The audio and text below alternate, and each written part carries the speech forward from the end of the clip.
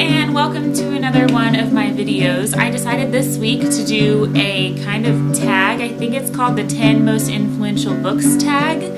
And the reason I decided to do it is because I read a lot. In fact, here's a couple pictures of my bookshelves right here. So I have a lot of books. These aren't even all my books. I think I still have a couple boxes in my parents' attic. So I read a ton. I am reading 75 books this year, probably the most I've read in a year, but I think I'm on track. I'm a couple books behind. So in this video, I wanted to show you the top 10 books that I found just looking at my bookshelves and looking at my Goodreads profile, which I will link below. And they're the ones that influenced me the most for different reasons. Some of them maybe because they had a really big impact on me, some of them just because I like them so much I read them over and over. I might as well start with Harry Potter because I grew up with them. The first one came out in 1998. I was 8 years old. I read it when I was 9, so a year later. And then every other book, I read it basically the day it came out.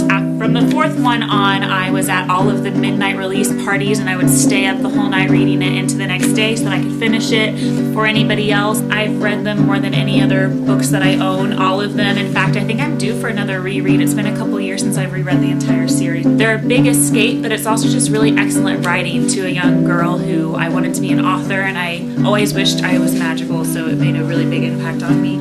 I also have the 7 Harry Potter books in Italian because I did live in Italy in college. Oh my gosh, Corey, you stayed abroad and had like no idea. You would never talk about it. I at least have some ambition that maybe I could actually read them one day because I did get a minor. And then of course, going along with those, I have got my Tales of Beetle the Bard, my Quidditch Through the Ages, and Fantastic Beasts and Where to Find Them. It's not just one book, I guess that's kind of cheating, but it's an entire series, so I just grouped it all together. If you're hearing noise, it's because my dog is chewing on a bone and he is so loud, and I'm sorry, but I'm not going to take it away from him because at least he's entertained. The next book I want to talk about is by Sarah Dessen, who is one of my all-time favorite authors. I have read every single book I own. I think I'm counting 1, 2, 3, 4, 5, 6, 7, 8. I own 9 of her books, and I've read them all, and I've read this book probably more than I've actually read the Harry Potter series. I think I've read this individual book at least more than 5 times. I don't have an exact number, but I don't know why this book, I love it so much. And I think my second favorite of hers is What Happened to Goodbye. No, that's a lie. It's The Truth About Forever is my second favorite book by her, but this is my all-time favorite. I love summer books like this. I love books that are just describe being in transition from one type of life to the next. I've just read it over and over and over again, and I will probably read it more and more. My earliest favorite book is called Ella Enchanted, and it's by Gail, Carson, Levine, and it's probably one of the first books that I really read, and I really was like, oh my gosh, I love reading because of books like this. It was completely ruined by its movie. So please, if you've seen the movie, just like pretend you haven't, and please just read this book. I love it so much. This book has a story behind it. It's The Great Gatsby by F. Scott Fitzgerald, and the story is that we had to read it in high school in my advanced literature class. I hated it, and I think the only reason I hated it is because I hated being forced to read books and being forced to completely overanalyze them. And granted, everything that we talked about in class was true. Weeks, I'm telling you, like months we spent on this one book, and I was so bored with talking about it and with analyzing every little sentence that he wrote, and I hated it. And then I actually read it a couple years ago because it was the Vlogbrothers, the Nerdfighter book club book for the summer of 2012, I think, and so I reread it then, and you can see I put little tabs on all of my favorite parts. My opinion completely changed. It's just a beautifully written book. It can teach you a lot about your own life and the types of choices that you make and whether they're good for you and whether they're good for the people that you care about. My Tumblr URL is actually based on the last line of this book, and so my Tumblr is boat versus the current at .tumblr.com. Try not to judge me too hard on the fact that this book has the movie cover, but I read this book my freshman year of college. I didn't have a good enough relationship with myself to be around and be with other people. So when I read this book, this is the first book that truly changed my whole perspective on my life and my personality, and I can honestly say that I think if I had to choose any book that really changed the way that I live, it would be this book. What it taught me is that you are more important than the guys that you meet, and you are more important than any relationship you're going to have. So don't waste your time chasing after guys that don't like you. And that's the premise of the book. It's like, if he doesn't like you, then why are you wasting your time? Because I guarantee you there's going to be someone out there who does like you back, who probably has better qualities that fit your personality more.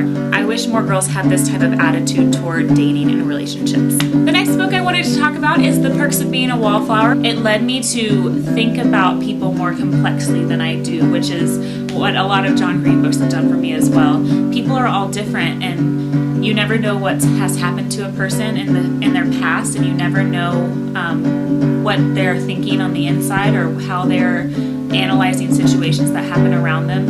And I think books like that are important because it teaches you to just notice people in a new way. And the reason I don't have my copy of Perks is because I'm fairly certain my sister has it on her bookshelf and I need to steal it back.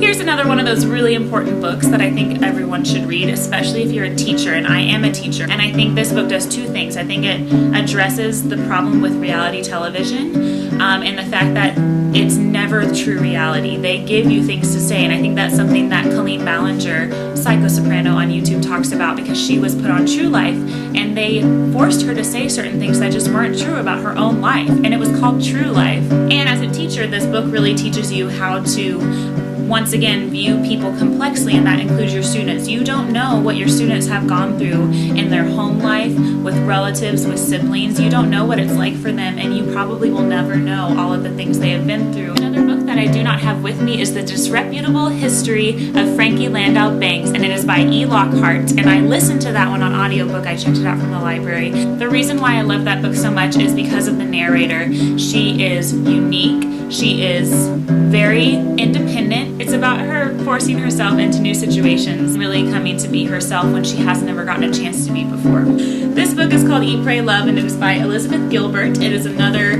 book-to-movie adaptation.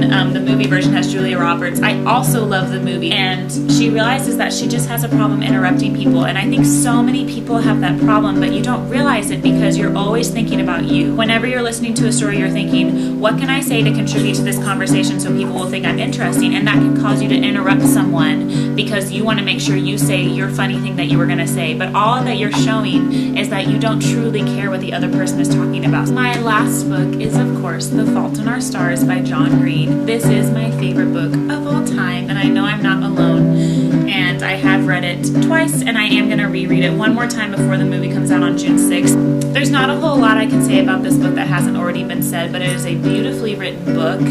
It is tragic, but it is also heroic.